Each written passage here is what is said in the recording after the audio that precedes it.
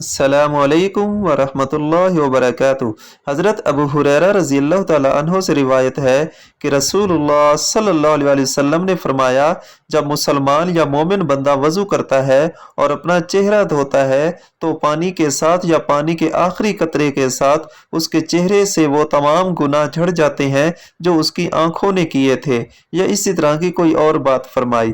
फिर जब वो अपने हाथों को धोता है तो पानी के साथ या पानी के आखिरी कतरे के साथ वो तमाम गुनाह झड़ जाते हैं जो उसके हाथों से हुए हैं, यहाँ तक कि वो गुनाहों से पाक साफ होकर निकलता है। जी तो दोस्तों, ये तो है वज़ू की फजीलत के इससे आंखों और हाथों के गुनाह वज़ू के ज़रिए ही झड़ जाते हैं। इसके बाद जब बंदा नमाज के लिए अल्लाह के हुजूर खड़ा होता है, क़याम, रकू, सजूद और तशहुद के ज़रिए जब अपनी नमाज मुकम्मल करता है तो उसकी तो बात ही कुछ और होगी।